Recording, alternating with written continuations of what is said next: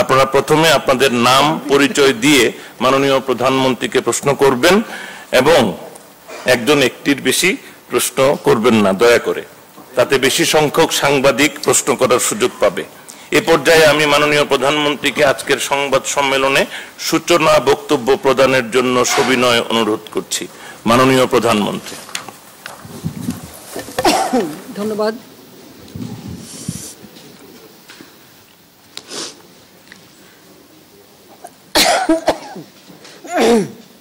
বিসমিল্লাহির রহমানির রহিম। প্রিয় সাংবাদিক বৃন্দ এবং সহকর্মীবৃন্দ, আসসালামু আলাইকুম। সবাইকে শুভ অপরাহ্ন। চীনের মাননীয় premier of the state council mister Lee Siang এর আমন্ত্রণে, অর্থাৎ তার প্রাইম মিনিস্টার আমন্ত্রণে দ্বিপাক্ষিক সফরে আমি 8 থেকে 10 জুলাই 2024 চীন সফর করি। মাননীয় পররাষ্ট্রমন্ত্রী, মাননীয় অর্থমন্ত্রী, মাননীয় বেসরকারি বিনিয়োগ উপদেষ্টা, বিদ্যুৎ জ্বালানি প্রতিমন্ত্রী, ডাক ও টেলিযোগাযোগ ও আইসিটি প্রতিমন্ত্রী, বাণিজ্য প্রতিমন্ত্রী, ঊর্ধ্বতন সরকারি কর্মকর্তাবৃন্দ এবং একটি বাণিজ্য প্রতিনিধি দল আমার সফরসঙ্গী ছিলেন।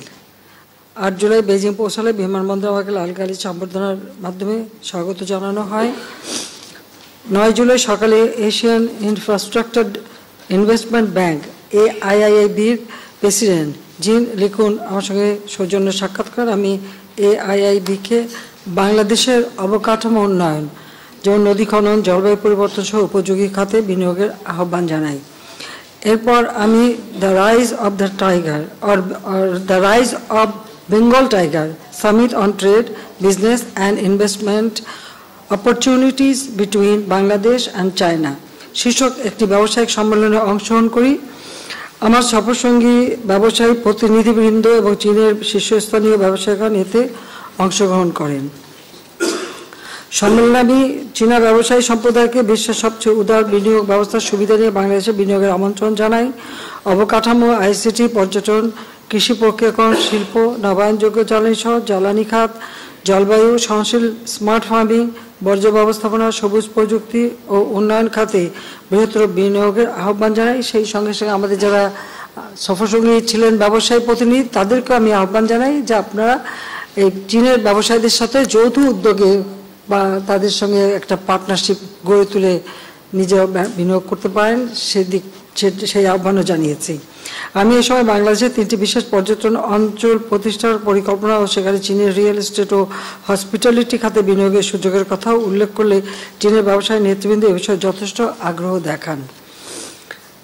চীনে বাংলাদেশ দূতাবাস, BSEC এবং চায়না ওয়ার্ল্ড সামিট উইং আয়োজিত এই সম্মেলনে চীনের vice minister of commerce Li Fei, China communication construction group company লিমিটেডের chairman Wang Tongzhu, HSBC China president ও CEO মার্ক ওয়াং, হুয়াওয়ের senior vice president Simon Lin বক্তব্য দেন এবং তাদের আগ্রহের কথা তুলে ধরেন। এই সম্মেলনে বাংলাদেশের 10টি কোম্পানির প্রতিনিধির সঙ্গে চীনের বিভিন্ন কোম্পানির 16টি সমঝোতা স্মারক ও চুক্তি সই হয়। 9 জুলাই বিকেলে আমি Chinese people's political consultative conference CPPCC জাতীয় কমিটির চেয়ারম্যান ওয়াং হুইং এর সঙ্গে বৈঠক করি। এই বৈঠকে আওয়ামী লীগ এবং চীনের কমিউনিস্ট পার্টির মধ্যে যোগাযোগ বৃদ্ধিতে গুরুত্ব আরোপ করি। দলীয় নেতাদের পারস্পরিক সফরের বিষয়ে আমরা একমত হই। রোহিঙ্গা সমস্যা সমাধানে আমি চীনের সর্বাত্মক সহযোগিতা কামনা করি। এদিন বিকেলে আমি চীনের ঐতিহ্যবাহী তিয়ানমেন স্কোয়ারে শ্রদ্ধা নিবেদন করি। 10 জুলাই সকালে বেজিংয়ের গ্রেট হল অব দ্য পিপল এ চীনের মাননীয় premier of the state council mister Lee Siang, তিনি লি সঙ্গের সঙ্গে আমার দ্বিপাক্ষিক বৈঠক অনুষ্ঠিত হয়। গেট হলে পৌঁছলে মিস্টার লি সিয়াং আমাকে স্বাগত জানান এবং দুই দেশের জাতীয় সঙ্গীত বাজনায় চীনের সশস্ত্র বাহিনীর গার্ড অব অনার এবং তোপধ্বনির মাধ্যমে আমাকে উষ্ণ অভ্যর্থনা জানানো হয়। প্রিমিয়ার লি সিয়াংয়ের সঙ্গে দ্বিপাক্ষিক বৈঠকের সময় বাংলাদেশ চীনের ঐতিহাসিক সম্পর্ক, বাংলাদেশের বিভিন্ন অবকাঠামোগত প্রকল্পে বাস্তবায়নে চীনের সহায়তা, বাংলাদেশের এলডিসি উত্তরণ পরবর্তী সময়ে চ্যালেঞ্জ মোকাবেলায় সহযোগিতা, বাংলাদেশে বাণিজ্য বিনিয়োগের সম্ভাবনা প্রভৃতি বিষয়ে আমরা আলোচনা করি। বাংলাদেশ ও চীনের মধ্যে বাণিজ্য ঘাটতি কমানোর জন্য বাংলাদেশের কৃষিপণ্য, চামড়া, ঔষধ প্রভৃতি বিভিন্ন পণ্য চীনে আরও বেশি পরিমাণে রপ্তানির সুযোগ সৃষ্টি করার জন্য অনুরোধ করি। বাংলাদেশে উৎপাদিত 98% পণ্যের চীনে শুল্কমুক্ত প্রবেশের সুবিধা প্রদানের জন্য আমি তাকে ধন্যবাদ জানাই। বাংলাদেশের দক্ষিণাঞ্চলের অবকাঠামোগত উন্নয়নের জন্য প্রণীত southern integrated development initiative SIDICD বাস্তবায়নে চীনের অবকাঠামোগত আর্থিক সহায়তা কামনা করলে প্রধানমন্ত্রী লি সিয়াং ইতিবাচক সাড়া দেন। 2026 সালে বাংলাদেশের এলডিসি উত্তরণের পর সম্ভাব্য চ্যালেঞ্জ মোকাবেলায় চীনের সহযোগিতা অব্যাহত থাকবে বলে আমি আশাবাদ ব্যক্ত করি এবং এই বিষয়টিতেও চীনের সমর্থন লাভ করি। এরপর আমার এবং প্রধানমন্ত্রী লি সিয়াংয়ের উপস্থিতিতে বাংলাদেশ ও চীনের মধ্যে বিভিন্ন খাতে মোট 21টি সমঝোতা স্মারক স্বাক্ষরিত হয়। সমঝোতা স্মারকগুলোর মধ্যে উল্লেখযোগ্য হচ্ছে ডিজিটাল ইকোনমি সংক্রান্ত বিনিয়োগ সহযোগিতা, ব্যাংকিং এবং ইন্স্যুরেন্স রেগুলেশন, বাংলাদেশ হতে আম রপ্তানি, বাণিজ্য বিনিয়োগের সহযোগিতা, economic development policy, Bangladesh China 6ষ্ঠ ও 9ম ফ্রেন্ডশিপ ব্রিজ, অবকাঠামোগত সহযোগিতা, green and low carbon development, Brahmaputra নদের হাইড্রোলজিক্যাল ইনফরমেশন প্রদান সংক্রান্ত সমঝোতা স্মারক নবায়ন, শিক্ষাক্ষেত্রে সহযোগিতা সংক্রান্ত সমঝোতা স্মারক নবায়ন, পিপুল টু পিপুল কানেক্টিভিটি এবং public private partnership for sustainable infrastructure development ইত্যাদি। আমার মনে হয় পূর্ণ তালিকা তো আপনাদের হাতে দেওয়া হয়েছে, 21টা নামও আছে, যদি চান পড়তে পারি, আর যদি মনে করেন না, অনেক সময় আবার অনেকে বলে তো যে কিছুই হয় নাই, কিছু না পেয়ে খালি হাতে ফিরে আসছি, তারা আবার মনে কষ্ট পেতে পারে যদি না। যাই হোক, ওটা তো বলবেই। এছাড়াও এই সফরের ফলাফল হিসেবে ইতিমধ্যে সম্পাদিত 7টি দ্বিপাক্ষিক সহযোগিতার ঘোষণা করা হয়, যার মধ্যে বাংলাদেশ ও চীনের মধ্যে মুক্ত বাণিজ্য চুক্তির সম্ভাব্যতা যাচাই, চীন বাংলাদেশ দ্বিপাক্ষিক বিনিয়োগ, ডিজিটাল সংযোগের আধুনিকায়ন, ডাবল পাইপ লাইনযুক্ত সিঙ্গেল পয়েন্ট মোরিং প্রজেক্টের পরীক্ষামূলক চালুকরণ, রাজশাহী ওয়াসার সারফেস ওয়াটার ট্রিটমেন্ট, চীনের শ্যানডং কৃষি বিশ্ববিদ্যালয়ের সঙ্গে গাজীপুরে অবস্থিত বঙ্গবন্ধু শেখ মুজিবুর রহমান কৃষি বিশ্ববিদ্যালয়ের সহযোগিতা এবং বাংলাদেশের কারিগরি শিক্ষার বিকাশে লুবান ওয়ার্কশপ নির্মাণ অন্যতম তালিকা অন্যতম ছিল, তারও পূর্ণ তালিকা আপনাদের কাছে সংযুক্ত দেওয়া হয়েছে। এরপর আমার সম্মানে প্রিমিয়াম লি সিয়াং আয়োজিত ব্যাংকোয়েটে উচ্চ পর্যায়ের প্রতিনিধি সহ অংশগ্রহণ করি। 10 জুলাই বিকেলে বেইজিংয়ের গ্রেট হল অব দ্য পিপলে চীনের মহামান্য রাষ্ট্রপতি শি জিনপিংয়ের সঙ্গে আমি দ্বিপাক্ষিক বৈঠক করি। উল্লেখ্য যে 2016 সালে চীনের মহামান্য রাষ্ট্রপতি শি জিনপিং এর বাংলাদেশ সফরের সময় দুই দেশের সম্পর্ক কৌশলগত অংশীদারিত্ব পর্যায়ে উন্নীত হয়, যা দুই দেশের দ্বিপাক্ষিক সম্পর্ককে নতুন পর্যায়ে উন্নীত করে। 10 জুলাই দ্বিপাক্ষিক বৈঠকে শি জিনপিং অনুদান, সুদমুক্ত ঋণ, রেয়াতি ঋণ ও বাণিজ্যিক ঋণ, এটা আবার বলি, তিনি কিছু অনুদান দেবেন, আমাদের কিছু কিছু ক্ষেত্রে সুদমুক্ত ঋণ দেবেন, আর রেয়াতি ঋণ ও বাণিজ্যিক ঋণ, এই 4টি ক্ষেত্রে সহায়তার কথা উল্লেখ করেন। এই 4টি প্যাকেজের আওতায় চীন বাংলাদেশকে $2 বিলিয়ন সহপরিমাণ অর্থ প্রদানে সম্মত হয়েছে। পদ্মা সেতু আমরা নিজেদের অর্থে নির্মাণ করেছি, কিন্তু কনস্ট্রাকশনের কাজটা, নির্মাণ কাজটা চীনা কোম্পানিকে দিয়েই করানো হয়েছে।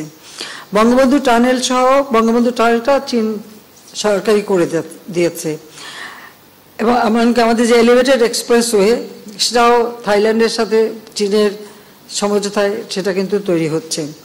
কাজে এই সমস্ত বৃহদাকার অবকাঠামো নির্মাণে চীনের সহায়তার জন্য আমি তার প্রতি ধন্যবাদ জ্ঞাপন করি। চট্টগ্রামের আনোয়ারায় 800 একর জমিতে শিল্প বিনিয়োগ করার জন্য প্রেসিডেন্ট শি জিনপিং এর মাধ্যমে আমি চীনা উদ্যোক্তাদের আহ্বান জানাই। এর পাশাপাশি বাংলাদেশের 160টি অর্থনৈতিক অঞ্চল আইসিটি বিশেষায়িত অঞ্চলে চীনকে অর্থাৎ হাইটেক পার্ক, সেখানে চীনের বিনিয়োগের জন্য অনুরোধ করি। বাংলাদেশের প্রতি চীনের অব্যাহত সমর্থনের কথা উল্লেখ করে চীনের মহামান্য রাষ্ট্রপতি এখানে অধিকতর বিনিয়োগের বিষয়ে আশ্বাস প্রদান করেন। বাংলাদেশে আশ্রিত জোরপূর্বক বাস্তুচ্যুত মিয়ানমারের নাগরিক রোহিঙ্গাদের অবস্থা এবং তাদের সমস্যা প্রেক্ষাপট উল্লেখ করে এর সমাধানে আমি চীনের সহযোগিতা কামনা করি। রোহিঙ্গাদের মানবিক সহায়তা প্রদানের জন্য বাংলাদেশকে ধন্যবাদ জানিয়ে চীনের মহামান্য রাষ্ট্রপতি রোহিঙ্গা প্রত্যাবাসনে সহযোগিতার অঙ্গীকার পুনর্ব্যক্ত করেন। আঞ্চলিক ও আন্তর্জাতিক পরিমণ্ডলে বাংলাদেশ ও চীনের পারস্পরিক সমর্থন অব্যাহত থাকবে বলে উভয় পক্ষ আশাবাদ ব্যক্ত করি। আমাদের এই ফলপ্রসূ আলোচনার মাধ্যমে বাংলাদেশ ও চীনের মধ্যকার সম্পর্ক সমন্বিত কৌশলগত সহযোগিতামূলক অংশীদারিত্ব পর্যায়ে উন্নীত হয়েছে। সমন্বিত কৌশলগত সহযোগিতামূলক অংশীদারিত্ব। আগামী বছর বাংলাদেশ ও চীনের মধ্যকার কূটনৈতিক সম্পর্কে 50 বছর পূর্ণ হতে যাচ্ছে। জাতিপিতা বঙ্গবন্ধু শেখ মুজিবুর রহমানের পররাষ্ট্রনীতি সকলের সাথে বন্ধুত্ব, কারোর সাথে বৈরিতা নয়। এই নীতির আলোকেই আমাদের দ্বিপাক্ষিক বহুপাক্ষিক ক্ষেত্রে বাংলাদেশ সফলভাবে তার কূটনৈতিক এজেন্ডা বাস্তবায়ন করে চলেছে। বৈশ্বিক উষ্ণতা, ফিলিস্তিন সংকট, মানবাধিকার, টেকসই উন্নয়ন, জাতিসংঘ প্রভৃতি ক্ষেত্রে বৈশ্বিক বাস্তবতার প্রেক্ষাপটে বাংলাদেশ ও চীন পারস্পরিক সহায়তার মাধ্যমে উন্নয়নের অগ্রযাত্রা অব্যাহত রাখবে বলে আমি বিশ্বাস করি। শুধু অর্থনৈতিক ক্ষেত্রেই নয়, ঐতিহ্যগত দিক থেকেও এশীয় দেশ হিসেবে আমাদের মধ্যে দীর্ঘ সময়ের সংযোগ রয়েছে। জাতিপিতা বঙ্গবন্ধু শেখ মুজিবুর রহমানের স্বপ্ন সোনার বাংলা এবং আধুনিক স্মার্ট বাংলাদেশ বিনির্মাণে গবেষণা, শিক্ষা, আইসিটি, প্রযুক্তি, সংস্কৃতি ইত্যাদি ক্ষেত্রে যোগাযোগ ও সহযোগিতা বাংলাদেশ ও চীনের দ্বিপাক্ষিক সম্পর্ককে সামনে এগিয়ে নিয়ে যাবে বলে আমি বিশ্বাস করি। আমার এই সফরে বাংলাদেশের কূটনৈতিক কর্মকাণ্ডে একটি উল্লেখযোগ্য অংশ হিসেবে চিহ্নিত হয়ে থাকবে। কাজে আপনাদের সবাইকে আন্তরিক ধন্যবাদ জানাচ্ছি। আমরা ওই 5টার মধ্যে বিকেলে 5টার মধ্যে আমাদের কর্মসূচি সব সম্পন্ন হয়। আমরা ওই দিন রাতের 11 তারিখে আমরা ঢাকা ফিরে আসি। 11 তারিখ আর্লি মর্নিং, অর্থাৎ প্রায় রাত্রের দিকে ঢাকা আসি। তো সবাইকে ধন্যবাদ। জয় বাংলা, জয় বঙ্গবন্ধু। শেষ।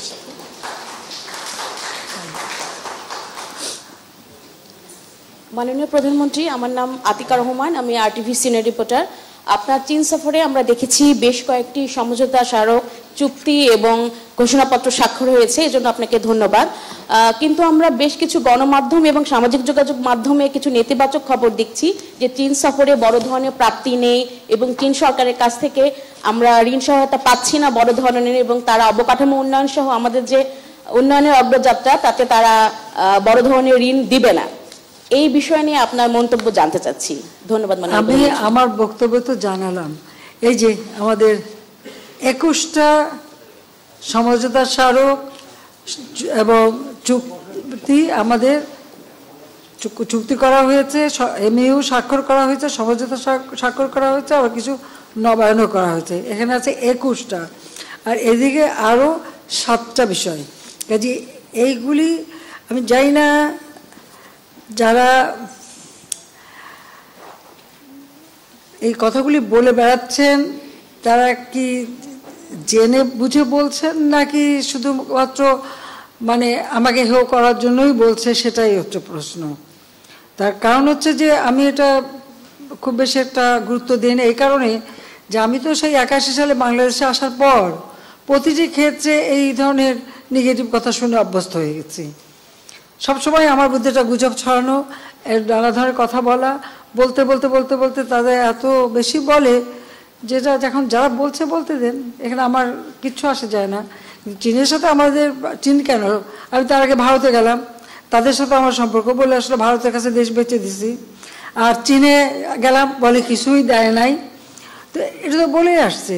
আর ভারতের কাছে দেশ বেচা, গোলামি স্বাক্ষর করা, চুক্তি স্বাক্ষর করা, এগুলি বাতিল করতে হবে সেই কথাও বলা, এটা তো একটা শ্রেণীর লোকের, এটা তাদের এক ধরনের মানসিক অসুস্থতা বলে মনে করি।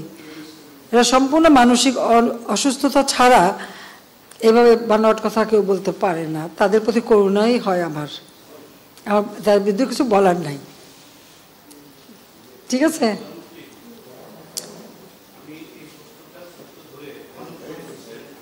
Mic mic.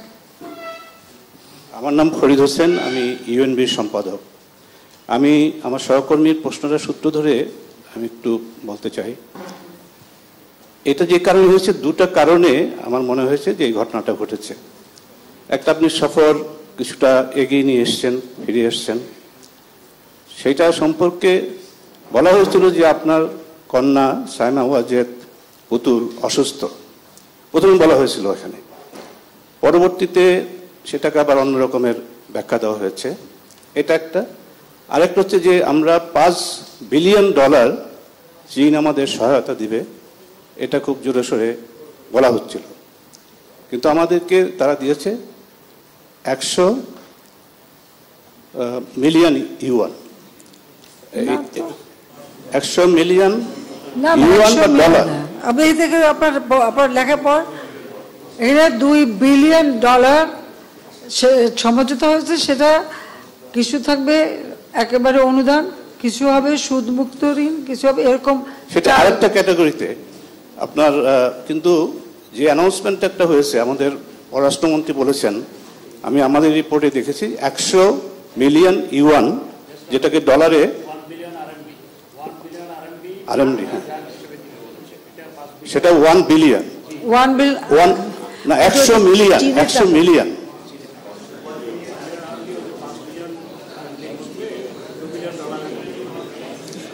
হ্যাঁ ঠিক আছে, বলেন। আচ্ছা, শুনেনি তারপর জবাব দেবো। হ্যাঁ, এই কারণে আপনার এই প্রশ্নটা এসছে। এবং আরেকটা জিনিস আমি আপনাকে জানাতে চাই, ভারতের বেশ কয়েকটা গণমাধ্যমে এবং বিশেষত ইকোনমিক টাইমসে আপনার এই কথাটা এইভাবেই লিখেছে যে upset PM Hasina Returns from China. এবং এই ধরনের প্রচারটা কিন্তু ভারতের গণমাধ্যমে বেশি হচ্ছে, এবং তারা এই কথাগুলো উল্লেখ করছে যে এটা হয় নাই, ওটা হয় নাই। সেটার সূত্র ধরেই আমরা এখানে আপনার কাছে আপনার প্রতিক্রিয়া আরো বিস্তারিত জানতে চাই। ধন্যবাদ। তাহলে একটা বলতে হয় যে, জিজ্ঞেস করতে হয় যে ভারতের গণমাধ্যমের কথা শুনে এখন আমাদের এখানে যারা কথা বললেন, এরা তো 2 দিন আগে বলছে যে ভারতের কাছ থেকে সব বিক্রি করে দিয়ে আসছি এবং অসম চুক্তি করে আসছি, ভারত কি দেশ বিক্রি চুক্তিও করে আসছি। তাহলে কোনটা ঠিক? আমার মেয়েকে ওরা দাওয়াত দিয়েছিল, ওদের হেলথ মিনিস্ট্রি থেকে দাওয়াত পেয়েছিল, ওর যাওয়ার কথা। সে এসছে, সকালবেলা যাওয়ার কথা, ওর প্রচণ্ড জ্বর ছিল, যেতে পারিনি আমার সাথে, এটা বাস্তবতা। এখন আমি একটা মা, ওই অবস্থায় মেয়েকে রেখে আমাকে চলে যেতে হয়। তা আমার যখন সমস্ত আনুষ্ঠানিক সমস্ত কর্মসূচি কিন্তু আমাদের শেষ হয়ে যায়। আমাদের কিন্তু 11 তারিখে এসে পৌঁছানোর কথা, আমরা 11 তারিখে এসছি, হয়তো 11 তারিখ বিকেলে আসতাম, সে আমি আর্লি মর্নিংয়ে আসছি, মাত্র 5 ঘন্টা না 6 ঘন্টার ডিফারেন্স। তো এই 6 ঘন্টার মধ্যেই এত বড় তোলপাড় হয়ে যাবে, এটা তো বুঝতে পারিনি।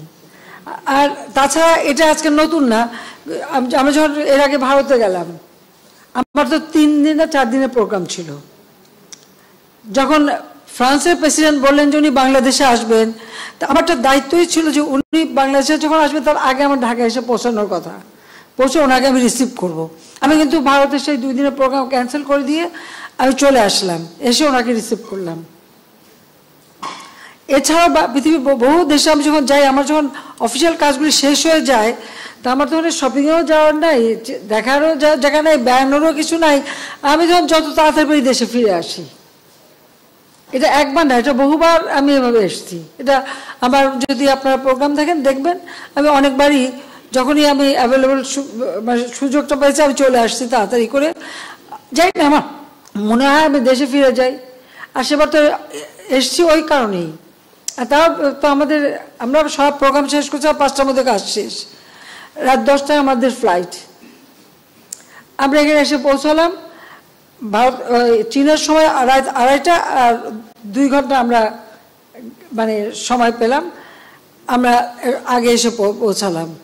টেইলউইন্ড ছিল, একটু তাড়াতাড়ি প্লেনটা চলে আসছে। এটা হলো বাস্তবতা। এটাকে এত রং চং মাখা এত কিছু বলা, তো যারা এই সব কথাগুলি বলে তাদেরকে যেন দেশবাসী একটু চিড়ে রাখে যে তারা এই ধরনের বানোয়াট কথাই বলে।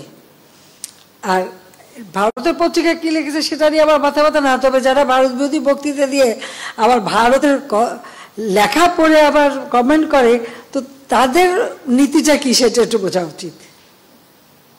এটাও একটু তাদের জিজ্ঞেস করি আমি, যে তাদের মন মানসিকতাটা কোথায় কি। আমার সব কিছুই তো খারাপ, দেশটা ভালোই চলতেছে না, দেশ সর্বনাশ হয়ে গেছে। সর্বনাশ হয়ে গেছে না, আর মেট্রো রেলে চলে বসে বলে এটা সর্বনাশ, এটা কি বানালো। এক্সপ্রেসে দ্রুত চলে আসে, ওটাও তো খুব সর্বনাশের ব্যাপার। আজকে গ্রাম পর্যাপ্ত রাস্তা হয়ে গেছে, বিদ্যুৎ চলে গেছে, এটাও তো দেশের সর্বনাশ। আজকে গ্রামগুলি শহর হয়ে যাচ্ছে, গ্রামের মানুষগুলি নাগরিক সুবিধা পাচ্ছে, সেটাও তো দেশের সর্বনাশ তাদের দৃষ্টিতে। কমিউনিটি ক্লিনিক করে বিনা পয়সা ওষুধ দিচ্ছি, তাদের দৃষ্টিতে ওটাও সর্বনাশ। কারণ মানুষ যত গরিব থাকবে, ওই দারিদ্রতা দেখাবে, বিদেশ থেকে ভিক্ষা করে এনে নিজেরা উদরপূর্তি করবে, আর গরিব গরিবই থাকবে। এটাই তো তাদের সময়ের কাজ, এবং এটাই তাদের আকাঙ্ক্ষা ছিল, এটাই তারা করেছে। এই দেশকে খাদ্যের স্বয়ংসম্পূর্ণ করা যাবে না, তাহলে খাদ্য ভিক্ষা চাওয়া পাবে না। এই মানসিকতা যারা, তারা ওরকমই চিন্তা করে। দেশের প্রতি বা মানুষের প্রতি এদের কোনো যদি এতটুকু দায়িত্ববোধ থাকতো, তাহলে এত কাজ করার পরেও যে কিছু দেখে না। চোখ থাকতে কেউ যদি অন্ধ হয়, আর কান থাকতে বধির হয়, আবার বলার কিছু নাই। মুখ আছে বলে যাচ্ছে, বলে যাক, ওটা না শুনলেই হলো।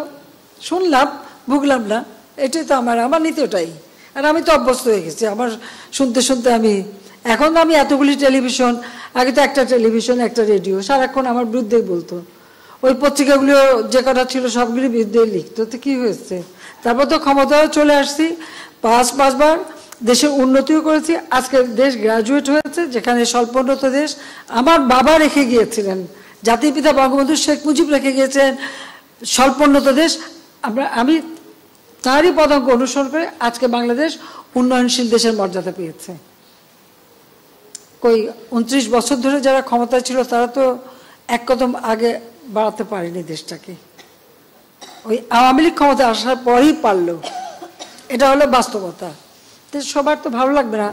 স্বাধীনতা বিশ্বাস যারা করে না, রাজাকারদের যারা ক্ষমতায় বসায়, জাতিপিতা হত্যাকারীদের যারা ভোট চুরি করে পার্লামেন্টে বসায়, যা তাদেরকে দূতাবাসে চাকরি দিয়ে পুরস্কৃত করে, বিচারের হাত থেকে রেহাই দেয়, তাদের মুখের থেকে বেশি কি আশা করেন?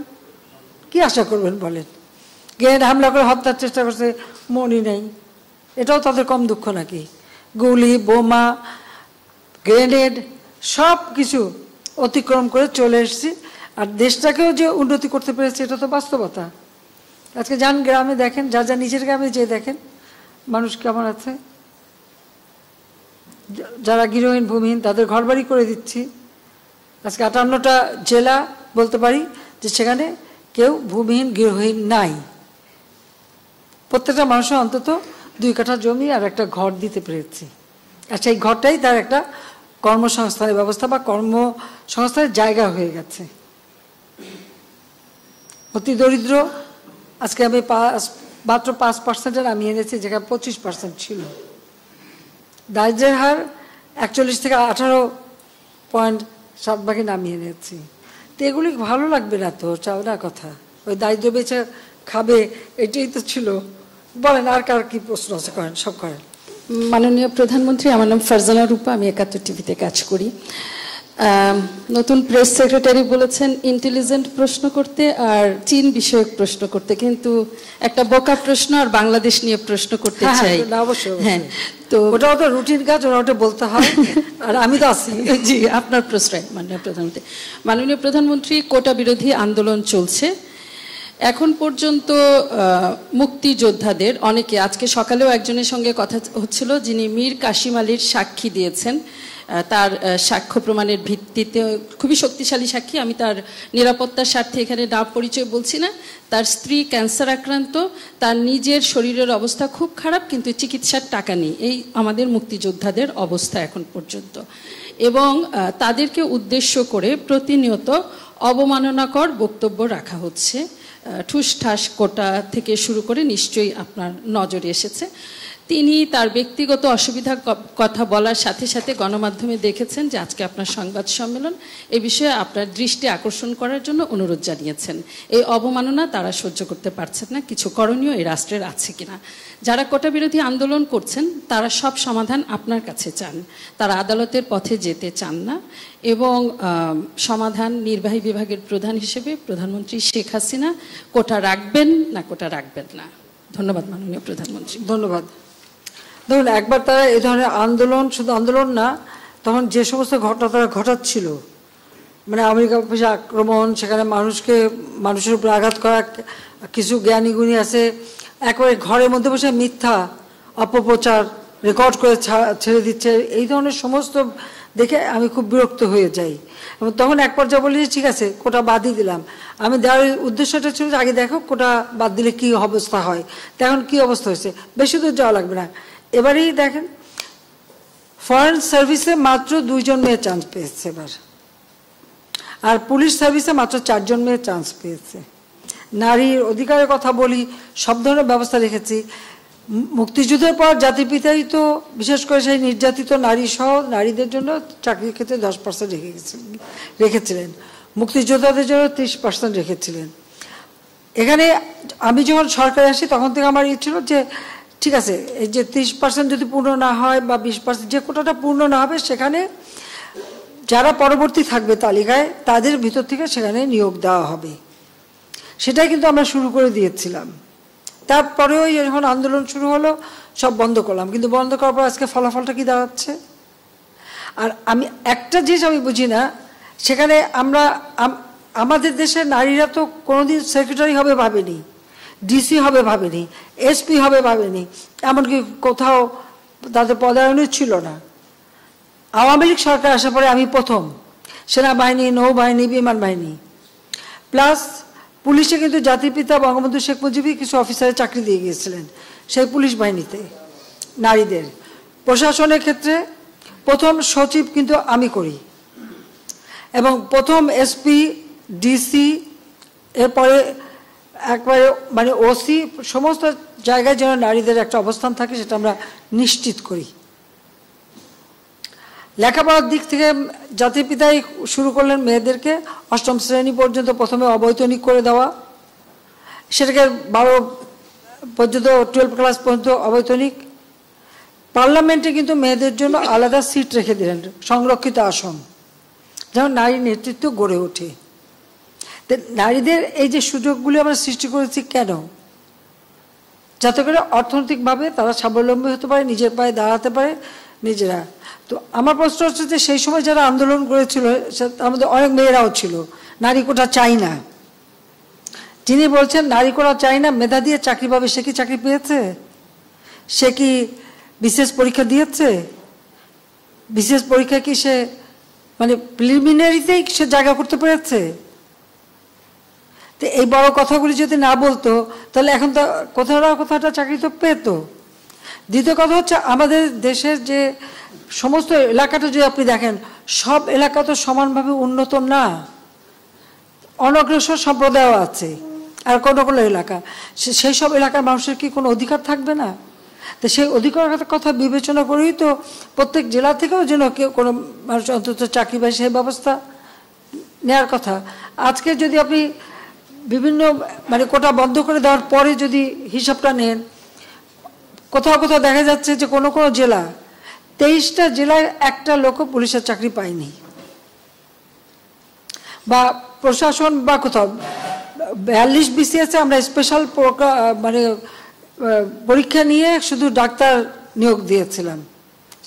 এখানে মেডিকেল সেক্টরে আমি মেয়েদের সংখ্যাটা বেশি দেখি, কিন্তু অন্যান্য ক্ষেত্রে যদি আমরা দেখি সেখানে তো সবসময় পিছিয়ে থাকা।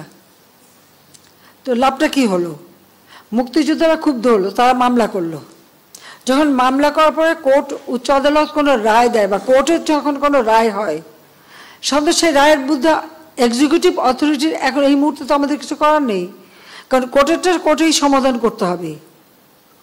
এখন যারা আন্দোলন করছে তারা তো আইন মানবে না, আদালত মানবে না, সংবিধান কি তারা চেনে না, বা একটা কার্যনির্বাহী অর্থাৎ একটা কাজ করতে গেলে তার যে নীতিমালা বিধিমালা বা ধারা থাকে সেটা বা সরকার কিভাবে চলে এ সম্পর্কে কোনো ধারণাই এদের নাই, কোনো জ্ঞানই নাই। হ্যাঁ, পড়াশোনা করছে, ভালো নাম্বার পাচ্ছে, সেটা ঠিক, কিন্তু ভবিষ্যতে এরা তো নেতৃত্ব দেবে বা এই দেশটা চালাতে আসবে, তাদের তো এই ধারণাগুলি দরকার। আমাদের সংবিধান কি বলে সেটা তাদের জানা উচিত। আমাদের একটা রাষ্ট্র পরিচালনায় কী ধরনের কাজ হয় সে সম্পর্কে তাদের কোনো ধারণা আছে? সে ধারণা তো আমরা দেখি না। আজকে যখন আদালতে চলে গেল, তা আদালতে সেটা সমাধান, এবং আদালত তাদের সুযোগ দিয়েছে, বলেছে আপনারা আসেন আর্গুমেন্ট করেন, বলেন, তা আদালতে যাক, বলুক না, তারা রাজপথেই সমাধান করবে। আর আমাকে বলছে, আমি সত্যি কথা বলতে কি, আদালত যখন কথা বলেছে, আদালতে যখন চলে গেছে, তার যখন রায় হয়েছে, তো সেই রায়ের বিরুদ্ধে এখন এই মুহূর্তে আমার তো দাঁড়ানোর কোনো অধিকার নাই। এটা তো আমার সংবিধানও বলে না, আমার পার্লামেন্টও বলে না, কার্যপ্রণালী বিধিও বলে না, কিছুই না। যতক্ষণ পর্যন্ত আদালত থেকে সমাধান না আসবে ততক্ষণ আমাদের এখানে কোনো কিছু করার থাকে না। এটা বাস্তবতা, এই বাস্তবতা তাদের মানতে হবে। আর যদি না মানে কিছু করার নাই, আর রাজপথে আন্দোলন করতেই থাকবে, তবে কোনো ধ্বংসাত্মক কাজ করতে পারবে না।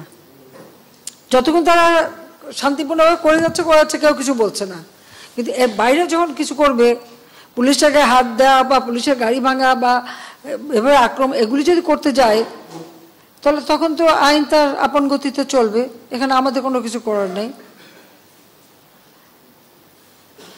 কোটা আন্দোলন করবার আগে তাদের তো পরীক্ষার রেজাল্টগুলি দেখে নেওয়া উচিত ছিল, যে কোথায় তারা দাঁড়িয়েছে। আর দ্বিতীয় কথাটা হচ্ছে, মুক্তিযুদ্ধের বিরুদ্ধে এত ক্ষোভ কেন? মুক্তিযোদ্ধাদের নাতিপুতিরাও পাবে না, তাহলে কি রাজাকারের নাতিপুতিরা পাবে? সেটা আমার প্রশ্ন, দেশবাসীর কাছে প্রশ্ন, যে রাজাকারের নাতিপুতিরা সব কিছু পাবে, মুক্তিযোদ্ধারা পাবে না। অপরাধটা কি?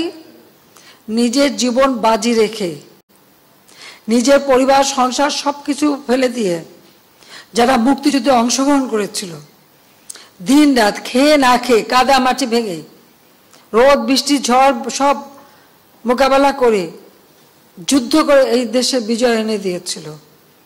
আর বিজয় এনে দিয়েছিল বলেই না আজকে সবাই উচ্চ পদে আসীন, আজকে গলা বাড়ায় কথা বলতে পারছে। নইলে তো ওই পাকিস্তানিদের বুটের লাথি খেয়ে চলতে হতো। আজকে আমি কথা বলছিলাম যে কোনোদিন বিদেশে যেতে গেলে আগে একটা ভিসা নিতে যেতে হতো করাচিতে, কারণ যখন করাচি রাজধানী, এরপর রাজধানী হলো ইসলামাবাদ, তারপরে হলো পিন্ডি। তো সেখান থেকে বিদেশে যাওয়ার ভিসা তো আন্তর্জাতিক কোনো ফ্লাইট ঢাকা থেকে চলতো না, ওই করাচির থেকে আন্তর্জাতিক ফ্লাইট নিতে হতো, হয় দিল্লি থেকে নয় করাচি থেকে। এই জায়গা থেকে কোনো আন্তর্জাতিক ফ্লাইট যেত না, এটা আমার নিজের অভিজ্ঞতা। জাতির পিতা মুক্তি পেলেন 69 সালে, এরপর আমি ইটালিতে গেলাম আমার স্বামীর সাথে কর্মস্থলে যাওয়ার জন্য। আমাকে করাচিতে যে 2 রাত থেকে ওখান থেকে ভিসা নিয়ে তারপর আমি আন্তর্জাতিক ফ্লাইট ধরতে পারলাম। এইটা ছিল আমাদের অবস্থাটা। তো এরা তো ছেলেমেয়েরা তো ওটা দেখেনি, বা এখন যারা লাফাচ্ছে, এমনকি 15 বছর আগে বা 20 বছর আগে বাংলাদেশ সম্পর্কে তারা বোধহয় জানে না। আওয়ামী লীগ ক্ষমতা আসার আগে বাংলাদেশের অবস্থাটা কি ছিল? ঢাকা বিশ্ববিদ্যালয় সহ বিশ্ববিদ্যালয় ছিল অস্ত্রের ঝড়জানানি, বোমাবাজি আর সেশন জট। 5 বছর 7 বছর সেশন জট। কোনো সেমিস্টার সিস্টেম ছিল না, গ্রেডিং পদ্ধতি ছিল না, বহু সাবজেক্ট ছিল না যা আন্তর্জাতিক মান হয়।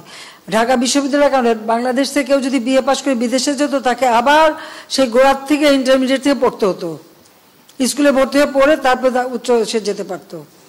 কারিকুলাম চেঞ্জ করা, গ্রেডিং সিস্টেম আনা, সেমিস্টার সিস্টেম আনা, সব কিছু কিন্তু আওয়ামী লীগ করে দিয়েছে। আজকে সকলের হাতে মোবাইল ফোন, ফটাফট যোগাযোগ করে ফেলে, সোশ্যাল মিডিয়াতে করে আন্দোলন করে।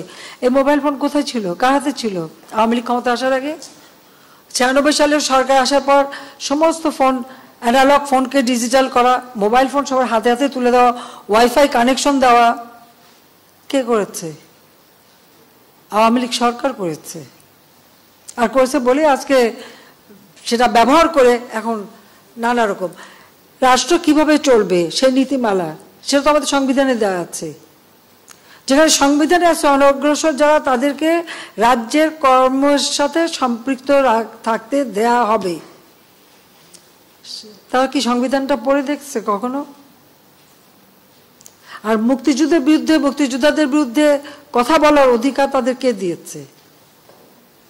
যে মুক্তিযোদ্ধা বললো, আমি তার সাথে সম্পূর্ণ একমত যে তারা জীবনে কষ্ট করেছে, কিন্তু দুর্ভাগ্যের বিষয়ে 75-15 আগস্টের জাতির পিতাকে হত্যার পর এমন একটা সময় গেছে যে মুক্তিযোদ্ধা বলতে পারেনি যে আমি মুক্তিযুদ্ধ করি, কারণ হাজার হাজার অফিসার সৈনিকদের জিয়াউর মেরে সাফ করে দিয়েছে। আবার তাদের মাথায় মানে কিছু কিছু পকেট করে নিয়ে তাদেরকে খুব তেল দিয়েছে, কিন্তু আসলে তো মুক্তিযুদ্ধের চিন্তা চেতনা সবকিছু তো মুছে ফেলে দিয়েছিল। মনে হলো যে পাকিস্তানের আবার প্রদেশ হয়ে গেছি আমরা, সেই জায়গায় নিয়ে যাচ্ছিল। সেখান থেকে বাংলাদেশ ফিরে এসেছে, জয় বাংলা স্লোগান ফিরে এসেছে, 7ই মার্চের ভাষণ ফিরে এসেছে। মুক্তিযুদ্ধের এখন ভালো লাগে না, মুক্তিযুদ্ধের কথা শুনলে তাদের মানে গায়ে জ্বর আসে। আর সবথেকে আরেকটা যে দেখলাম খুব অদ্ভুত লাগলো আমার কাছে, মুক্তিযোদ্ধার নাতি সে ভর্তি হয়েছে মুক্তিযুদ্ধ কোটা ইউনিভার্সিটিতে, উনিও বলেন কোটা থাকবে না। তো বেটা তুই তাহলে পদে চলে আয়, পড়াশোনার দরকার নাই। হ্যাঁ, ও বলতে হচ্ছে তুই চলে আয়, তোর পড়াশোনার দরকারটা কি? তুই মুক্তিযোদ্ধার নাতি হিসেবে কোটায় ইউনিভার্সিটিতে ভর্তি হয়ে এখন বলে কোটা লাগবে না, তোকে তো ইউনিভার্সিটি থেকে বের করে দেওয়া উচিত। হ্যাঁ, ওকে ওই ইউনিভার্সিটি থেকে বের করে দেওয়া উচিত যে কোটা নাই, তোর পড়া নাই, যা বাড়ি যা বসে থাক। যদি লজ্জা থাকতো তাহলে আগে ইউনিভার্সিটির থেকে পড়াশোনা বন্ধ করে দিয়ে এসে তারপর বলুক যে কোটা লাগবে না। বিচিত্র এই দেশ, আসলে আমাদের দেশটা বিচিত্র একটা দেশ, বিচিত্র মানসিকতা। 6 ঋতুর দেশ তো, ঋতুও বদলায়, মনও বদলায়, আমার কিছু করার নাই। মাননীয় প্রধানমন্ত্রী, আমি প্রভাস আমিন, আমি এটিএন নিউজে কাজ করি। একটু কোটা প্রসঙ্গে আরেকটু কথা বলি। আমাদের তরুণ প্রজন্মকে ভুল বুঝিয়ে মুক্তিযুদ্ধের মুখোমুখি করা হয়েছে, এটা খুবই দুর্ভাগ্যজনক। আরেকটা খুবই ভুল ধারণা তৈরি করা হয়েছে যে কোটা এবং মেধা, মনে হতে পারে যে যারা কোটায় চাকরি করে তাদের কোনো মেধা নেই, কিন্তু আবেদন করার ক্ষেত্রে কোটা লাগে না, প্রিলিমিনারিতে কোটা লাগে না, লিখিততে কোটা লাগে না, একদম শেষ মুহূর্তে গিয়ে কোটা অ্যাপ্লাই হয়। তখন আসলে মেধায় সবাই সমান। এখন আমার সামনে যদি দুইটা অপশন থাকে যে দুইজনই সমান মেধাবী, একজন মুক্তিযুদ্ধের সন্তান, একজন রাজাকারের সন্তান, আমি অবশ্যই মুক্তিযুদ্ধের সন্তানকে চাকরি অবশ্যই, জি সেটা একটা। ফলে মেধা এবং কোটা খুব সহজে মানুষকে বিভ্রান্ত করা যাচ্ছে যে সব মেধাবীরা চাকরি না নিয়ে কোটার চাকরি। আপনাকে খুবই ধন্যবাদ যে আপনারা গত 10-12 দিন ধরে আন্দোলন হচ্ছে, আপনারা অসীম ধৈর্যের সাথে আন্দোলন মোকাবেলা করছেন, এবং যারা আন্দোলন করছে আমি তারা সংক্ষুব্ধ, চাকরি না পেয়ে বঞ্চিত, তাদের ক্ষোভের সাথে আমার খুবই একমত। তাদেরকে পিছনে কি অন্য কেউ ইন্ধন জুগিয়ে ভুল বুঝিয়ে বিভ্রান্ত করে মুক্তিযুদ্ধের মুখোমুখি করার জন্য করছে কিনা, আপনার কাছে আবেদন থাকবে যে আপনারা যেই ধৈর্য দেখিয়ে যাচ্ছেন সেটা দেখিয়ে তাদের সাথে যদি কোনোভাবে তাদেরকে বুঝিয়ে শুনিয়ে, আগামী 7ই আগস্ট পর্যন্ত কিছু করার নেই, কারণ সেদিন আপিল বিভাগে শুনানি হবে, তারপর আপিল বিভাগের রায়ের পরে হয়তো নির্বাহী বিভাগ কী করবে না করবে, ততদিন অন্তত তারা যাতে বুঝতে পারে, সেটা আপনি যদি অনেক সংবেদনশীলতার সাথে যদি বিষয়টা বিবেচনা করেন তাহলে ভালো হয়। আপনাকে অনেক ধন্যবাদ। জি, এটা ঠিকই যে আসলে মেধা কার কত সেটা পরীক্ষা প্রিলিমিনারিতে হয়, তারপর পরীক্ষা হয়, রেজাল্ট হয়, ভাইবা হয়, সেই সময় যেটা বাস্তব। তো যদি মুক্তিযোদ্ধা সন্তান হয় তো সেই পাবে, আর সবসময় যে সব কোটা পূর্ণ হয় তাও তো না, যেটা বাকি থাকে সেখানে তো ওই তালিকার থেকেই দেওয়া হয়। এর মধ্যে অনেক চাকরি কিন্তু ওই তালিকা থেকে দেওয়া হচ্ছে এটা, এবং সেটাও একটা নির্দেশ আমি দিয়েছিলাম, কাজে এটা কিন্তু আছে।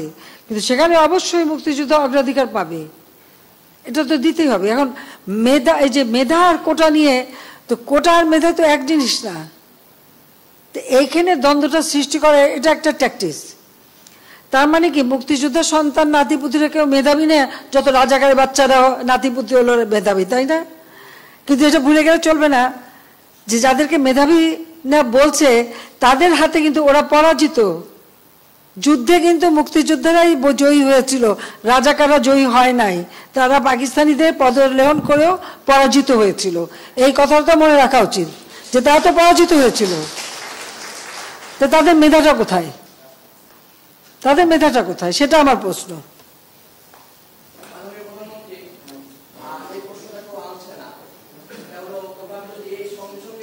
এখন একটা বিষয় নিয়ে খুব আলোচনা হচ্ছে, ফাঁস কাণ্ড, এই কাণ্ড নিয়ে বিভিন্ন পত্রপত্রিকায় আমরা দেখতে পাচ্ছি, সামাজিক যোগাযোগ মাধ্যমেও দেখতে পাচ্ছি যে এরকম খবর আসছে যারা প্রশ্ন ফাঁসের সঙ্গে জড়িত তাদের তো আইনের আয়তায় আনা হয়েছে এবং তারা বিচারে সোপর্দ হয়েছে। বেশ ভালো কথা, এটা একটা উত্তম কথা, আমাদের জন্য একটা ভালো মেসেজ। কিন্তু যারা এই প্রশ্ন ফাঁসের, যারা বেনিফিশিয়ারি, যারা এই প্রশ্ন ফাঁসের মধ্য দিয়ে যারা ভালো ছাত্র না কিন্তু তারা আজকে বিসিএস অফিসার হয়েছেন, যারা এরকম প্রশ্ন ফাঁসের সুযোগ নিয়ে যারা আজকে বড় বড় পদে প্রশাসন ক্যাডার থেকে বিভিন্ন মাধ্যমে যারা আজকে বসে আছেন, এরা যদি বিচারে সোপর্দ হয়, এরা যদি অপরাধ করে থাকে প্রশ্ন ফাঁস করে, তাহলে যারা প্রশ্ন ফাঁসের বেনিফিশিয়ারি হিসেবে যারা ওটা নিয়ে যারা পাশ করলো, যারা বড় বড় পদে বসে আছে, তারা আইনের সোপর্দ হবে না কেন? তাদের ব্যাপারে আপনি কোনো সিদ্ধান্ত নেবেন কিনা এটা জানতে চাচ্ছি। আমি একটা কথা বলি, 24 বিসিএস পরীক্ষা হয়েছিল 2002 বা 2003 এই সময়। ওই বিএনপির আমলে সেই সময় যে পরীক্ষা হতো আর যত চাকরি হতো, এটা কিন্তু কারো পরীক্ষা না, ওই হাওয়া ভবন থেকে তালিকা পাঠানো হতো আর সেই তালিকাই হতো। এবং সেই সময় ঢাকা কলেজে পরীক্ষা হয়, একটা বিশেষ কামরা তাদের জন্য আলাদা রাখা হয়, যেখানে বসে তারা পরীক্ষা দিয়ে পাশ করে চাকরিতে ঢোকে। তখন কোনো উচ্চবাচ্য নাই। এই যে প্রশ্নপত্র ফাঁস বা কোনো কিছু, এই যে অনিয়মগুলি তো তখন থেকে শুরু। আমরা সরকারে আসার পর 2009 থেকে কিন্তু সম্পূর্ণ এই জিনিসটা বন্ধ করে দিয়েছিলাম এবং যারা এই সময় জড়িত ছিল তাদেরকে ওখান থেকে সরিয়ে দেওয়া হয়েছিল। 2018-র পরে এই যে কোটা আন্দোলন এইসব কিছু হবার পর এই গ্রুপটা আবার কি করে যেন এখানে জায়গা করে ফেলে, যেটা এখন ধরা পড়েছে। আমরা কিন্তু একটা জিনিস, অনেক সময় এগুলি ধরতে গেলে অনেকে বলবে এটা প্রচার হলে ভালো হবে না, ইমেজ নষ্ট হবে, অমুক হবে, আমি তাতে বিশ্বাস করি না। কিসের ইমেজ নষ্ট হবে? অন্যায় বা অবিচার যেটা করবে তাকে আমি ধরবই, তাতে আমার উপরে যত মানে ইমেজ হোক কী হোক এটা আমি পড়া করবো না। তাদের ধরতেই হবে, তাদের বিরুদ্ধে ব্যবস্থা নিতেই হবে, কারণ এগুলি যদি সরে নেওয়া যায় তাহলে এটা চলতেই থাকবে। এটা যাতে আগামী চলতে না পারে তার জন্য ব্যবস্থাটা নেওয়া হয়েছে। এটা অনেকে মনে করতে পারে যে আমাদের সময় না, এটা শুরু করছে সেই জিয়াউর রহমানের আমল থেকেই, আর খালেদা জিয়া শুধু আরও একদম বেশি। আর তখন তো তালিকা আসতো, সব কিছু তালিকা, এবং যা তালিকা ওটা মানতেই হবে, না মানলে কেউ জানে বেঁচে থাকতে পারবে না। এই তো ছিল বাংলাদেশের অবস্থা, সেটা ভুলে গেলে চলবে? 2001 থেকে 2008 পর্যন্ত বাংলাদেশের অবস্থাটা কি ছিল? কেউ কোনো কথা বলতে পেরেছে? কেউ কোনো করতে পেরেছে? কি অবস্থা ছিল? এই যে অনিয়মগুলি করে রেখে গেছিল, সেইগুলিকে আবার সুস্থতায় ফিরে নিয়ে এসেছিলাম। এই 18 পরের থেকে মানে 19 এইসব আবার কিছুটা এরা হাত পেয়ে যায়, কিন্তু সেইগুলি বহুদিন থেকে পিছনে লেগে থেকে থেকে থেকে থেকে এখন ধরতে পেরেছি। যখন ধরা পড়েছে এটা তদন্ত হবে, বিচার হবে। আর যেটা বলেন যে হ্যাঁ, যারা বেনিফিশিয়ারি যদি তাদের খুঁজে বের করা যায় তবে তাদের বিরুদ্ধে ব্যবস্থা নেব না কেন? তাদের তো চাকরি করার কোনো মানে অধিকারই থাকবে না, কিন্তু সেটা খুঁজে দেবে কে? প্রশ্ন হচ্ছে এটা খুঁজে বের করে দেবে কে? যদি ওরা বলতে পারে যে অমুকের কাছে বিক্রি করছিলাম, তখন প্রমাণ করতে পারলে সেটা দেখা যাবে। তা আমিও সেটা বিশ্বাস করি যে এর বেনিফিশিয়ারি যারা তাদেরকে ধরা উচিত, তাহলে আর ভবিষ্যতে কেউ করবে না। কারণ ঘুষ যে দেবে আর ঘুষ যে নেবে উভয়ই হচ্ছে অপরাধী, উভয় অপরাধী, এটা মাথায় রাখতে হবে। তো প্রশ্নপত্র যারা ফাঁস করে আর যারা সেই প্রশ্নপত্র ক্রয় করে দুজনই অপরাধী, এতে কোনো সন্দেহ নাই। কিন্তু আর খুঁজে বেরটা করবে কি? সাংবাদিকরা যদি চেষ্টা করে বের করে দেয়, ব্যবস্থা নেওয়া যাবে। আমি কিন্তু রেখে রেখে কথা বলছি না, যা বলছি সাফ সাফ বলি। মাননীয় প্রধানমন্ত্রী, আমার নাম লাবণ্য ভূঁইয়া, আমি এশিয়ান টেলিভিশনের কাজ করি। মাননীয় প্রধানমন্ত্রী, শুরুতেই ব্রিটেনে 4 নারী সংসদ সদস্য হয়েছেন বাংলাদেশের বংশোদ্ভূত, সেজন্য সেই সঙ্গে বঙ্গবন্ধুর নাতনি টিউলিপ সিদ্দিকীও টানা 4 বারের মতো জয়ী হয়েছেন। আপনার মাধ্যমে আপনাকে অভিনন্দন জানাচ্ছি, টিউলিপ সিদ্দিকী সহ এবং শেখ রেহানা আপাকেও। আর তিনি শুধু এমপি নন, মন্ত্রীও হয়েছেন। নিঃসন্দেহে বাংলাদেশের মানুষের জন্য এটা অনেক গর্বের। মাননীয় প্রধানমন্ত্রী, আপনি নিজেই বলেছেন বারবার যে আপনার নীলকণ্ঠ, আপনি সবসময় বিষ খেয়ে বিষ হজম করতে জানেন, যার কারণে সব সমালোচনাকে উপেক্ষা করি আপনি আপনার উন্নয়ন কর্মকাণ্ড করেছেন। সেদিন পদ্মা সেতু সমাপনীতে আপনি বেশ আবেগ আপ্লুত ছিলেন, আপনার মন্ত্রী মহোদয় তিনিও বেশ আবেগ আপ্লুত ছিলেন। নিঃসন্দেহে দুর্নীতির বিরুদ্ধে আপনার যে অভিযান সবসময় প্রশংসিত। জঙ্গিবাদের যে উত্থান ছিল সেটা আপনি শক্ত হাতে দমন করেছেন। এগুলা নিঃসন্দেহে এই 16 বছরের টানা ক্ষমতায় আপনার অনেকগুলো উল্লেখযোগ্য কাজের মধ্যে জঙ্গিবাদ দমন। এখন দুর্নীতির নানা দিকে নানা সেক্টরে দুর্নীতি দেখা যাচ্ছে, দুর্নীতি নিউজগুলো আসছে, সেই ব্যাপারে কি আপনি সামনে আরো বেশি কঠোর হবেন কিনা? আর আরেকটা হলো যে চীনের সাথে যে আপনি ফ্রি ট্রেড এগ্রিমেন্টে আমরা আসলে কি সুবিধা পেতে যাচ্ছি? ধন্যবাদ আপনাকে। আমি কঠোর হয়েছি বলেই কিন্তু ধরা পড়ছে, এটা মাথায় রাখতে হবে। এর আগে কখনো কেউ ওইভাবে দুর্নীতির বিরুদ্ধে অভিযান করেনি। আমি তো বলছি আমার জিরো টলারেন্স। এর আগে জঙ্গিবাদ ঠিক করার কথা ছিল, সেটা আমরা করেছি। কারণ একটা তো চট করে হবে না, দীর্ঘদিনের সমস্যা, এই সমস্ত জঞ্জাল সাফ করতে হচ্ছে। তো জঙ্গিবাদ যখন আমরা নিয়ন্ত্রণ করতে পারলাম, এখন দুর্নীতি যেটা আমার জিরো টলারেন্স ঘোষণাই আছে, আমি সেটা ধরছি।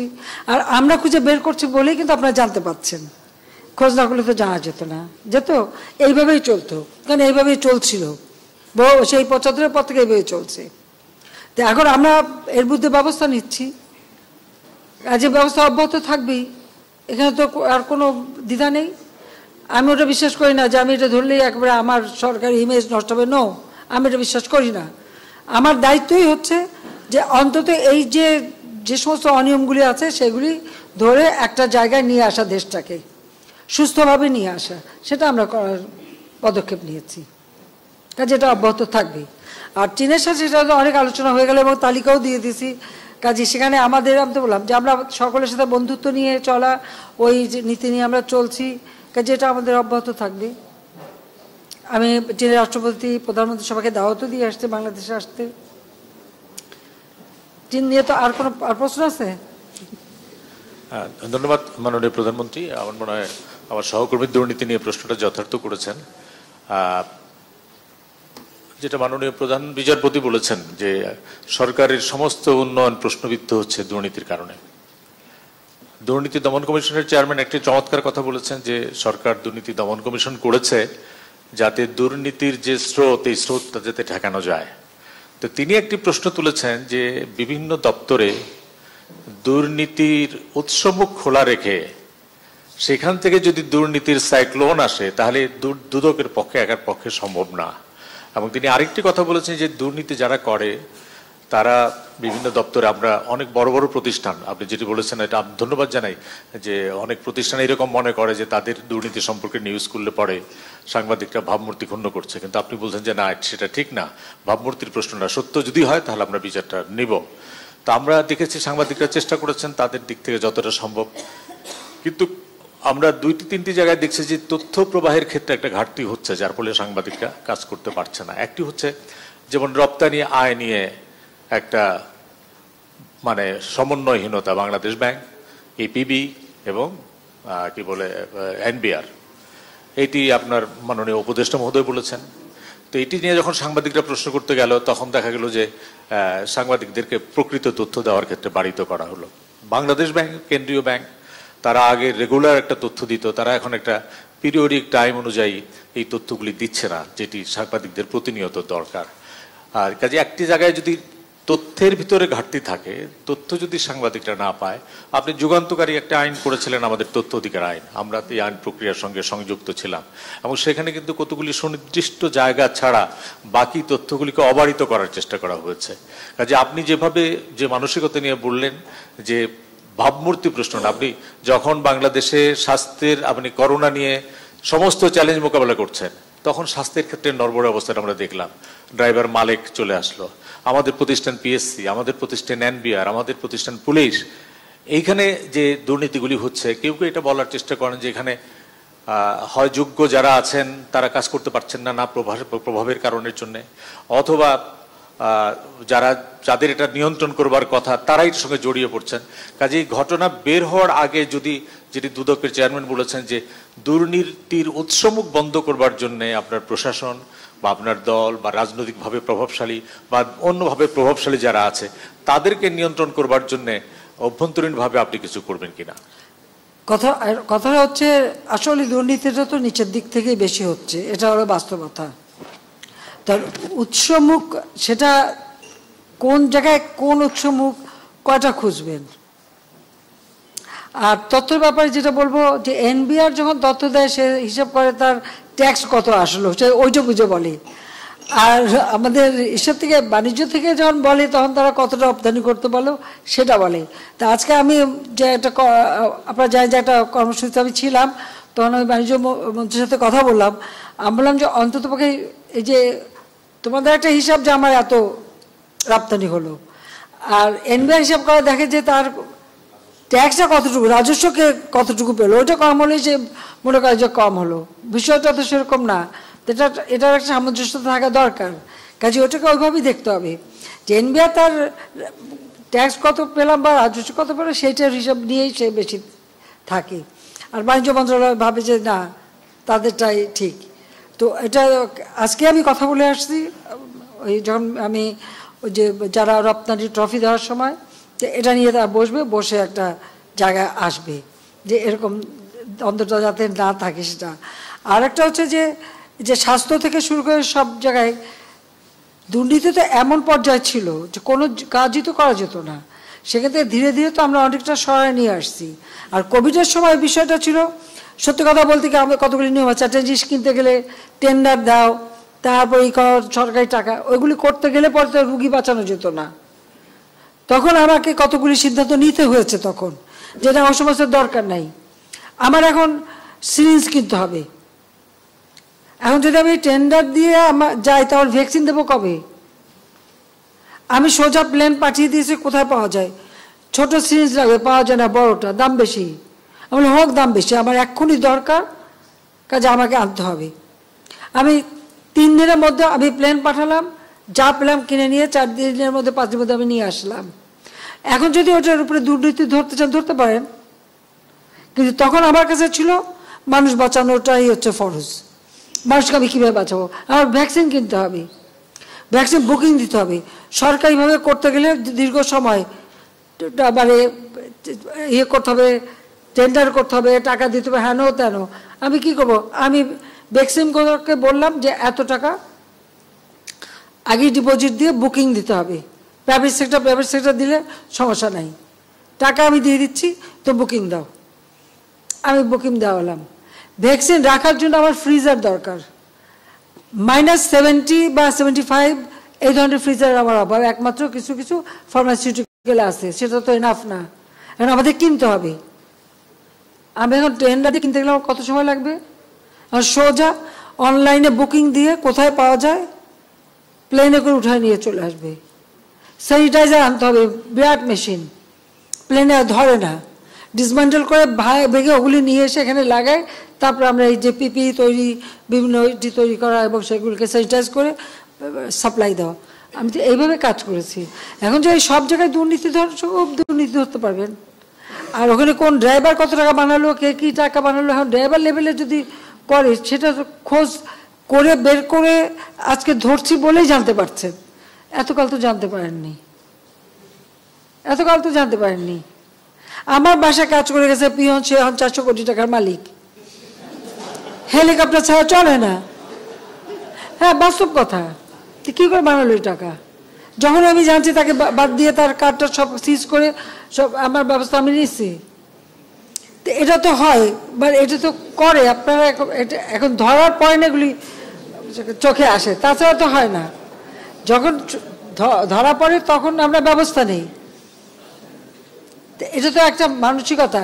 আর একটা কথা আমি বলি, এটা শুধু আমাদের দেশে বলে না, সারা বিশ্বেই যে দেশটাই অর্থনৈতিকভাবে উন্নতি হয় সেখানে কিন্তু এই ধরনের কিছু অনিয়ম কিছু লোকের হাতে চলে যায়।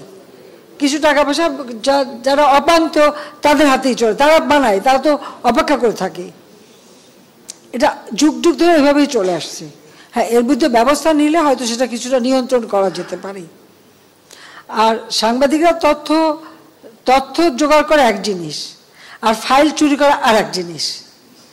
এখন আমি ভ্যাকসিন কিনবো, আমার সেখানে নেগোসিয়েশন হচ্ছে, জরুরি পেপার, আমার অফিসার দিন রাত 24 ঘন্টা কাজ করছে, কাগজ ফাইলটা রেখে কেবল একটু বাইরে গেল, অমনি আপনাদের এক স্বনামধন্য পত্রিকার এক সাংবাদিক ঢুকে সেই কাগজ চুরি করতে গেল।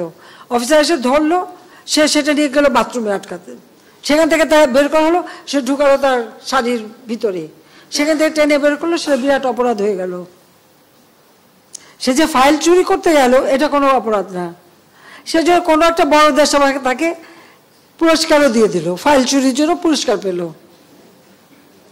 এটা কি দুর্নীতি, ডাকাতি, চুরি, কোনটা? কি ডেফিনেশন দেবেন বলেন আমাকে, কি ডেফিনেশনটা আছে? তো এই ঘটনা তো ঘটে, এক ঢুকে এই রুম ওই রুম, এই ঘর ওই ঘর, অফিস টফিস সব নিয়ে। এবং এটা যে নতুন একবার করছে, এর আগে আরেকবার, সেটা হচ্ছে নৌপরিবহনে ঢুকে ধরা পড়ার পরে মুচলেখা দিয়ে বেরোয় আসলো, যে আবার আরেক জায়গায়, তারপরে হিরো হয়ে গেল, হিরোইন হয়ে গেল।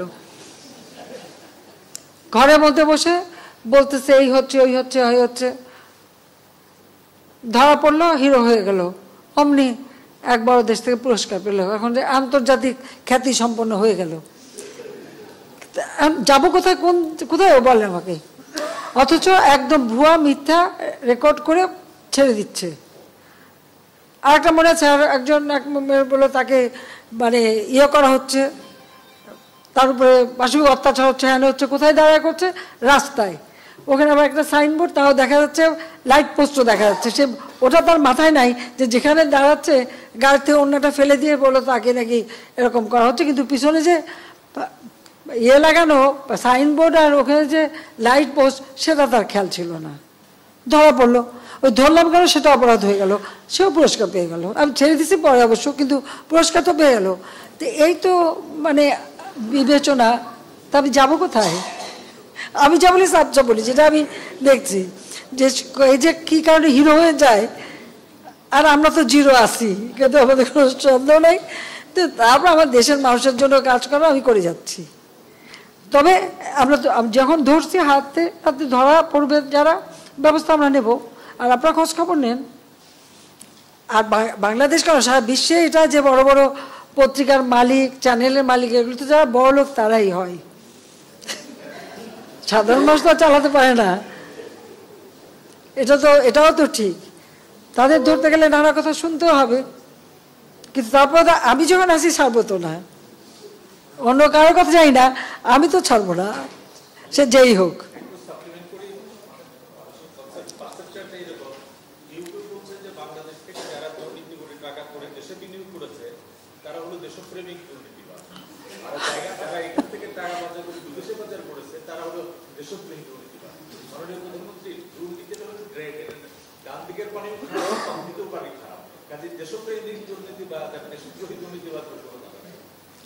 এটা একদম বাস্তব কথা। দুর্নীতির বিরুদ্ধে কথা বলবে, আর এই যে গরিবের রক্ত চুষে খাওয়া, যেই মানে একটা মানে সংবিধিবদ্ধ একটা প্রতিষ্ঠানের দায়িত্ব থেকে টাকা মেরে দেওয়া বা বিদেশে পাচার করা, বাই করা, কারো কারো ক্ষেত্রে সেটা অপরাধ না, সে তখন দেশপতি, আর তার বিচার হতে পারবে না। লেবারের টাকা মেরে খেলে বিচার হতে পারবে না, সেই বিচার নিয়ে প্রশ্ন উঠবে। অথচ অন্যের বেলায় এক ড্রাইভার টাকা চুরি করলে তার দোষ, আর এরা যে বড় চুরি করতেছে সেটা বড়। তাও আমরা চুরিটা যদি খুব বড় অঙ্কে হয়ে যায়, তাহলে বোধহয় দোষ থাকে না, দোষটা টাকা দিয়ে ঢেকে যায়, এটাই মনে হয়। আর তাছাড়া কি বলবো, আর বলার কিছু নেই। তবে আমি আবারও বলবো যে হাত যখন দিয়েছি আমি ছাড়বো না, যেখানেই হোক যেই হোক, আমার যে বনসে আমি কেয়ার করি না। এখানে আপন পর কোনো কিছু আমি জানি না, কাজেই যেখানেই পাবো আমি যখন জিরো টলারেন্স বলছি, জিরো টলারেন্স কি আমি সেটা করে ছাড়বো যতদূর পারি। মাননীয় প্রধানমন্ত্রী, আমার নাম শাহরিয়ার খান, আমি বিজনেস স্ট্যান্ডার্ড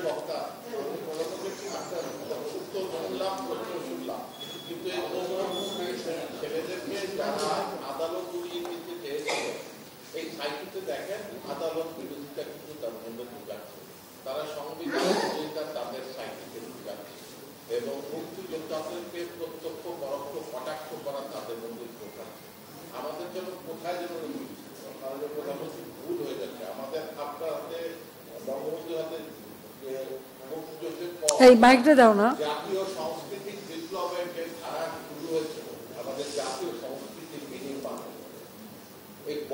জায়গাটায় বোধহয় আমরা একটু গাফিলতি করে ফেলছি। এই সুযোগেই তারা আদালত, আমাদের কোমলমতিদেরকে আদালত বিরোধী, মুক্তিযুদ্ধ বিরোধী, সংবিধান বিরোধী করে তুলছে। কিন্তু এই জায়গাটায় আমাদের একটু হাত দিতে হবে, তা না হলে এরা কিন্তু ভিকটিম, এদের উপর আমরা রাগ করতে পারি, তারা ভিকটিম, এই ধরনের অপবুদ্ধিজীবীদের অপকৌশলের ভিকটিম, তাদেরকে আমাদেরকে মুক্ত করতে হবে। এটা একটা বড় কাজ।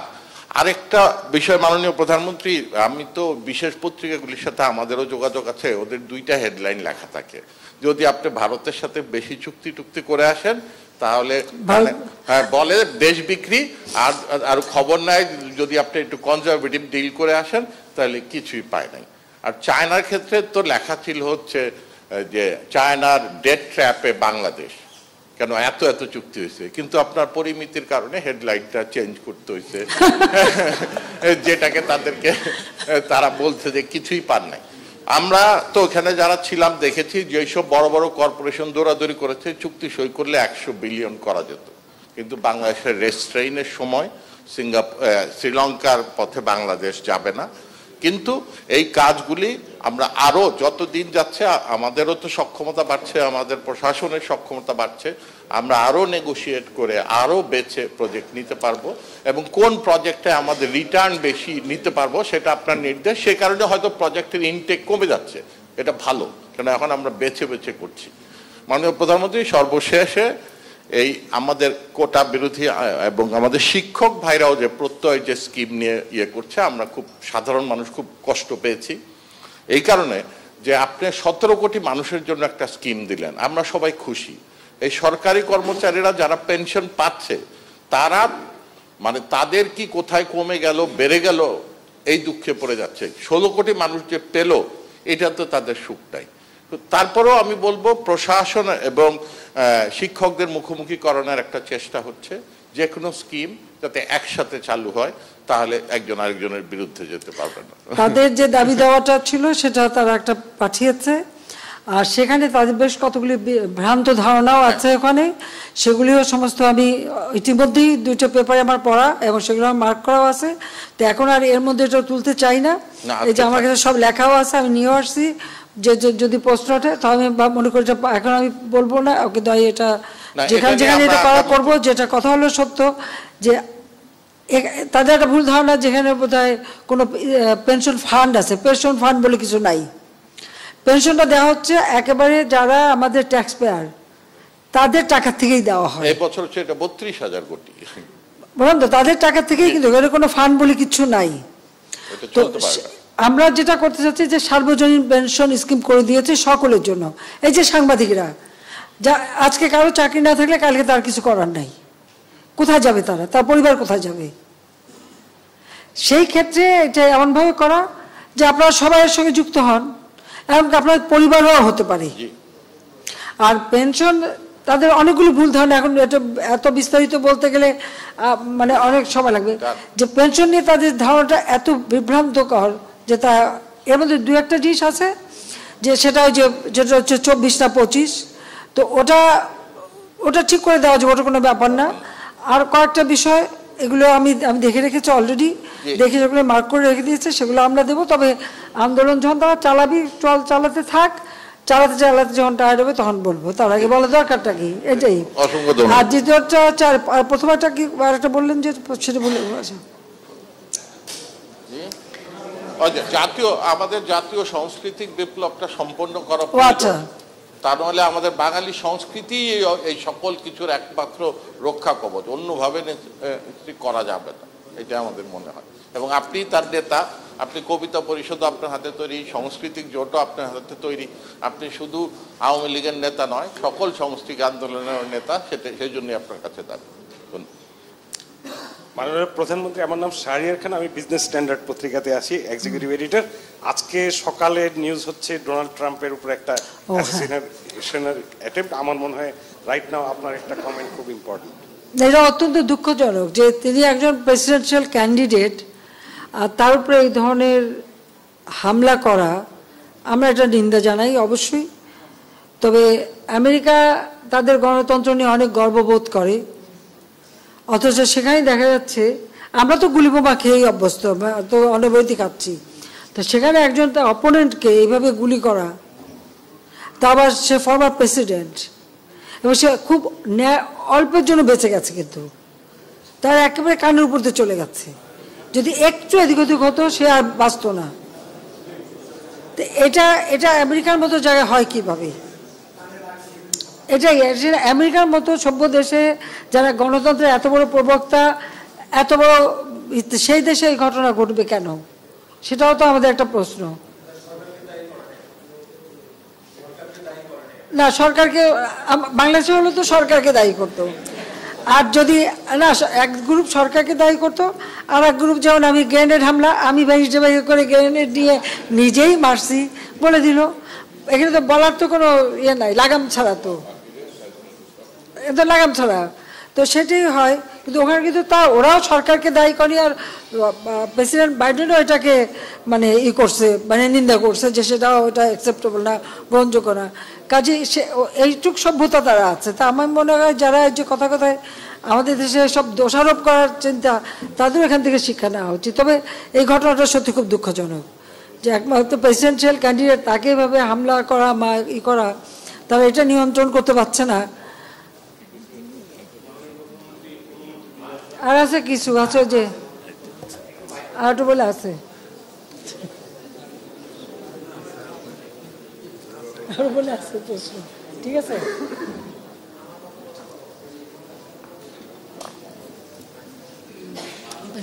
আছে বললাম না, বলবো। মাননীয় প্রধানমন্ত্রী, সব একটি কথা আছে বাংলা সাহিত্যে, অত্যন্ত সুন্দর কথা, অলৌকিক আনন্দের ভার বিধাতা যাহার দেন, বক্ষে তার বেদনা অপার। আপনার মধ্যে অলৌকিক আনন্দের ভার আপনার উপরে পড়েছে এবং একই সঙ্গে আপনার পক্ষে অনেক বেদনা। সেই জায়গায় দাঁড়িয়ে আমি সোহেল হায়দার চৌধুরী, আমি দৈনিক নয়া শতাব্দীতে আছি উপসম্পাদক হিসেবে এবং ঢাকা সাংবাদিক ইউনিয়নের সভাপতি। এবং ঢাকা সাংবাদিক ইউনিয়নের সভাপতি হিসেবে একটি ছোট্ট প্রশ্ন আপনার কাছে করতে চাই এবং আপনার কাছ থেকে একটি রেমিডি চাই যে আমরা নবম ওয়েজ বোর্ড পাইনি, শুধুমাত্র এখানে অনেক মালিক বসা আছে, মালিকদের নানা ধরনের মানে পদক্ষেপের কারণে মামলা করে আটকে দিয়েছে নবম ওয়েজ বোর্ড, অথচ যেটি আপনি দিয়েছিলেন। আমরা অষ্টম ওয়েজ বোর্ড আপনি দিয়েছিলেন মাননীয় প্রধানমন্ত্রী, আমরা অষ্টম ওয়েজ বোর্ড দিয়েছে এবং প্রায় 250 থেকে 300 পত্রিকা ডিক্লেয়ার করেছে তারা অষ্টম ওয়েজ বোর্ড বাস্তবায়ন করেছে, কিন্তু অধিকাংশ পত্রিকা কোনো ওয়েজ বোর্ড বাস্তবায়ন করেনি। এটা কি দুর্নীতির পর্যায়ে পড়ে কিনা মালিকদের এবং যারা মালিকের সহযোগী আছেন তাদের দুর্নীতির পর্যায়ে পড়ে কিনা? আরেকটি বিষয় হলো যে আমার এই যে এখানে এত টেলিভিশন চ্যানেল ছাপা, এদের কোনো বেতন কাঠামোই নাই। দিনের পর দিন মালিকেরা এগুলো নিয়ে নানা ধরনের অর্থ তো তারা পাচ্ছে, কিন্তু কোনো ধরনের বেতন কাঠামো আমার এই বন্ধুরা নাই এখানে যারা আছেন, তারা তিনি রিপোর্টার হন বা তিনি হন। আমি সবশেষে মূল প্রশ্ন সেটি হলো 10ম ওয়েজ বোর্ড আমরা কবে নাগাদ পেতে পারি এবং আমরা এই 10ম ওয়েজ বোর্ডে আমাদের টেলিভিশন চ্যানেলস ঢুকবে কিনা, এবং যে মালিকেরা যারা টেলিভিশন এবং পত্রিকার মালিক হয়ে সব ধরনের সুযোগ সুবিধা নিচ্ছে, আপনার দৃষ্টি আকর্ষণ করছে, আপনাকে প্রশ্ন করার সুযোগ পাচ্ছে, আপনার সঙ্গে সফর সঙ্গে হওয়ার সুযোগ পাচ্ছে, তাদের ব্যাপারে আপনি কোনো ব্যবস্থা নেবেন কিনা? ধন্যবাদ মাননীয় প্রধানমন্ত্রী, আপনাকে খুব সুন্দর লাগছে আপা, এবং আপনার সুস্থতা এবং দীর্ঘায়ু কামনা করে। অনেক সুন্দর লাগছে আপা আপনাকে। চীন থেকে আসছি তো, লাল চীন, তাই চীন থেকে আসলাম, লাল চীন সেই না। আমি সাংবাদিকদের এই সমস্যা জানি বলে আমরা এই যে স্পেশাল পেনশন স্কিম যে দিয়েছি, আমি মনে করি আমাদের প্রত্যেকটা সাংবাদিক যদি পেনশন স্কিমে এখন থেকে যুক্ত থাকে কাজে, তাহলে কিন্তু একটা অন্তত ভবিষ্যৎ একটা নিশ্চিত হতে পারে। সেটা আপনারা সবাই করলে ভালো হবে। বরং মালিকদের উপরে একটা চাপ দেওয়া যায় যে পেনশন স্কিমে তারা যারা যুক্ত হবে তাদের অন্তত যে এটা দিতে হবে তার কিছুটা হয়তো মালিকরাও 50% মালিকরাও দিয়ে দিতে পারে। তাহলে যদি দেয় তাহলে হয়তো যে বেতনেই দিক পেনশন স্কিমে যে মানে টাকা জমা রাখতে হবে তার কিছুটা মালিকরাও দিয়ে দিক, তো দিয়ে দিলে তো তখন কিছুটা বাড়লো।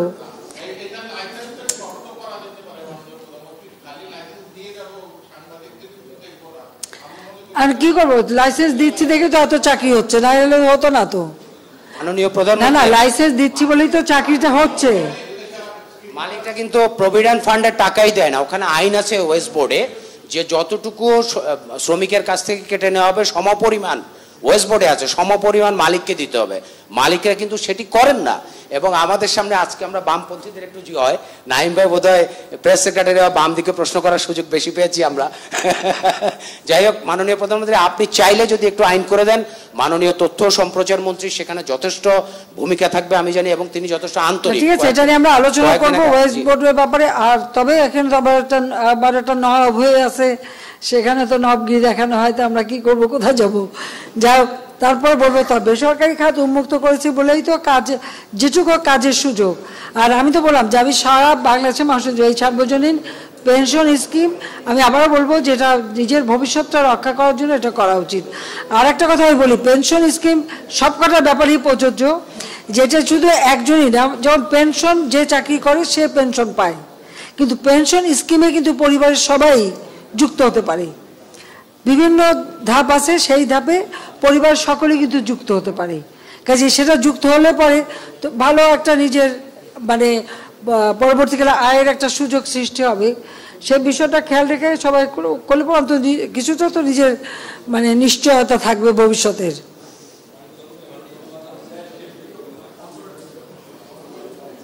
একটু এরকম সোজা করে দিলাম। জি, আমার নাম দীপ আজাদ, আমি নাগরিক টিভিতে কাজ করি, আমি ফেডারেল সাংবাদিক ইউনিয়নের মহাসচিব। মানে প্রধানমন্ত্রী, আপনি গুজবের কথা বলছিলেন শুরুতেই। মানে প্রধানমন্ত্রী, গত 6 মাসে জানুয়ারি থেকে জুন 94টা গুজব হয়েছে শুধু নির্দিষ্ট আপনাকে কেন্দ্র করে। গুজব, তথ্য, অপতথ্য, মিথ্যা তথ্য। এর মধ্যে 60% ইউটিউবে, 22% আপনার ফেসবুকে, 18% আপনার টিকটকে। এইভাবে শুধু আপনি না, সমস্ত জায়গায় যখনই আপনার কোনো ঘটনা ঘটে সেই বা কোনো ঘটনা ঘটার না থাকে, দেশ যখন শান্ত থাকে তখন আপনার গুজব তৈরি হয়। আমার প্রশ্ন হচ্ছে যে আপনার এই মুহূর্তে আপনি ডিজিটাল বাংলাদেশ করেছেন, এখন স্মার্ট বাংলাদেশের দিকে আগাচ্ছেন। গুজব বন্ধে আপনার সরকার বা যতগুলো মন্ত্রণালয় আছে, অধিদপ্তর আছে, তারা আসলে কি কার্যকরী ভূমিকা নিতে পারছে না? কারণ গুজবকারীরা তো তাদের গুজব চালিয়ে যাচ্ছে, এভাবে কতদিন চালাবে তারা? গুজবের শিকার কিন্তু শুধু আপনি একা হচ্ছেন না, আপনার দল হচ্ছে, নারীরা হচ্ছে, বিভিন্ন সময় শিক্ষা প্রতিষ্ঠান হচ্ছে, সেনাবাহিনী হচ্ছে, বিভিন্ন জায়গায় হচ্ছে আপনার সবগুলোই। এবং সেটা গুজবের কারণে কিন্তু ক্ষতিগ্রস্ত হচ্ছে সবাই কম বেশি। হ্যাঁ, এটি বন্ধ করার একটা কার্যকরী পদক্ষেপ নেবেন কিনা? ধন্যবাদ মাননীয় প্রধানমন্ত্রী। গুজবে কান দিয়েন না, এইটুকু বলতে পারি। মানুষকে বলতে পারি গুজবে কান দিয়েন না, এর বেশি আর কি করতে পারি? গুজব, আর কেউ যদি মিথ্যে কথা বলে শান্তি পায়, তো সেখানে সে মিথ্যে কথা বলেই যাবে, আর যার মিথ্যে বলা অভ্যাস সে তো বলেই যাবে। তো এটা গুজবটা বন্ধ করার কি পদ্ধতি সেটা একটু বললে ভালো হতো। কারণ আমরা যদি আবার কিছু করতে যাই তখন সাংবাদিক নির্যাতন, তাই না? বলে যে নিজের গলা টিপে ধরা হলো, তো এটা শাকের কলাতে চলার মতো। তো এটা সাংবাদিকদের কাছে আমার অনুরোধ, যে সমস্ত গুজবটা শুনলে আপনারা সাথে সাথে নিজেরাও একটু ব্যবস্থা নেন, যেন এটা যে গুজব সেটা একটু ছড়াই দেন, যে যারা গুজব করে তাদেরকে একটু এক্সপোজ করা, যে এরা কারা। তবে ওই যে মানে কে কি বললো ওটা কান না দিলে হলো, আমি তো কান দেই না, আমি তো জানি যে বলবেই, তো ওটা শুনে লাভটা কি? আর ওটা নিয়ে মন খারাপ করারও কিছু নাই। কারণ আমি আমার নিজের নীতিতে ঠিক আছে কিনা, আমার দেশের জন্য আমি কাজ ঠিকমতো করছি কিনা সেটাই আমি দেখি। আমরা যে কটা প্রজেক্ট নেই, এটা আমি আপনার আগে চীনের পোস্টের সাথে একটু যুক্ত করতে চাই। সেটা হলো, আমরা যখন প্রজেক্ট নেই তখন আগে আমি আগেও বলছি, এখনও বলছি, সবার আগে আমার হিসাবটা কি, এই প্রজেক্টটা সম্পন্ন হলে এর প্রতিদিন আমার দেশ কি পাবে, রিটার্নটা কি আসবে, সেটা আমি বিবেচনা নিই। আর যার কাছে যে দেশ থেকে আমি যত লোন নিই, কেউ একটা বিশাল আকারে দিলেই যে ঝাঁপিয়ে পড়বো তা না। আমাদের একটা হিসাব থাকে যে কতটুকু লোন আমি নেব, সেটা আমার মানে ফেরত দেওয়ার ক্ষমতা আছে কিনা, বা কতটুকু আমার কাজে লাগবে কিনা, আর যে জিনিসটা আমি তৈরি করব সেটাও আমি বিবেচনা করে দেখি। চীনের সাথে আমাদের এবার যে চুক্তি, তার সাথে সাথে আমি কিন্তু এটাও আমরা ঠিক করে এসেছি, আমি বলছি যে কোন কোন জায়গায় আমরা এই অর্থ নেব এবং কাজে লাগাবো, সেটা ওই যৌথভাবে তাদেরও লোক আসবে, আমরাও নিজেরা আমাদের টিম করে বসে আমরা প্রত্যেকটা প্রজেক্ট নিজেরা সিলেক্ট করে দেন আমরা টাকা নেব।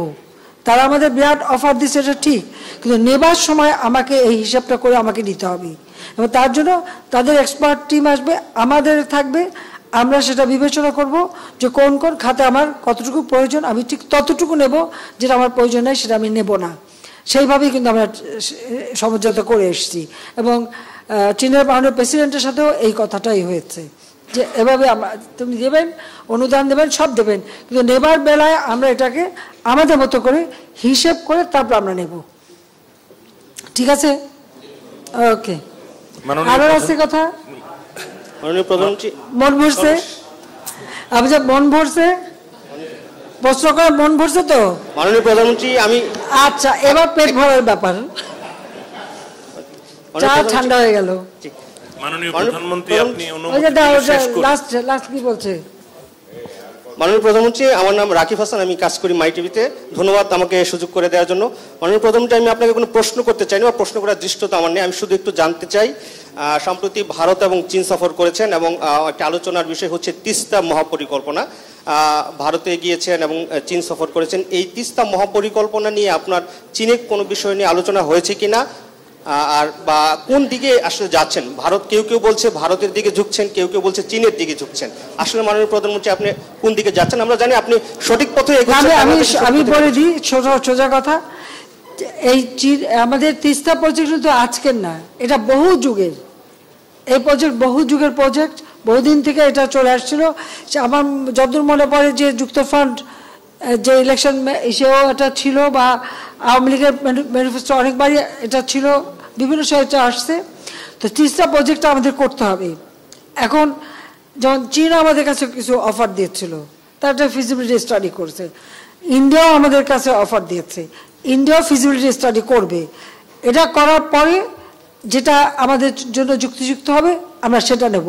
তবে আমি এখানে বেশি প্রাধান্য দেব যে এটা ইন্ডিয়া করুক, কারণ তিস্তার পানিটা ইন্ডিয়াই আটকে রেখেছে। কাজী তাদের কাছে আমাদের যদি আদায় করতে হয়, তো এই প্রজেক্টের কাজ তাদেরই করা উচিত। তারা প্রজেক্ট করে তখন এটা যা প্রয়োজন তারা দেবে। এটা তো একটা ডিপ্লোম্যাসি, যেখানে আর কোনো দ্বিধা থাকার তো কথা না। চীন তো রেডি, কিন্তু আমি চাচ্ছি যে এটা ইন্ডিয়া করে দিক। তাহলে এই প্রজেক্টটা করলে তো এই প্রজেক্টের যা দরকার ইন্ডিয়া দিতে থাকবে। ঠিক আছে? যা সাফ কথা, রাখা নাই। আর আমাদের দক্ষিণ অঞ্চল সব থেকে বেশি অবহেলিত, পদ্মার ওপার। কাজে এই দক্ষিণ অঞ্চলের ডেভেলপমেন্টের জন্য আমি চীনকে বলছি যে সব থেকে অবহেলিত এবং ওখানকার কাজগুলি করা খুব কঠিন। এখন জন্য যে আমাদের এটা কি বেকুটিয়া সেতু না, কচা নদীর উপরে, মানে পিরোজপুর যাওয়ার একটা সেতু বেকুটিয়া, এটা দীর্ঘদিনের একটা আকাঙ্ক্ষা। তো ওটাও কিন্তু চীন করে দেবে। এটা আমাদের ফ্রেন্ডশিপ সেতু হবে, নবম ফ্রেন্ডশিপ সেতু। এটার জন্য কোনো পয়সা লাগবে, তারা তৈরি করে দেবে। তো এটা কি কিছু পাওয়া না নাকি?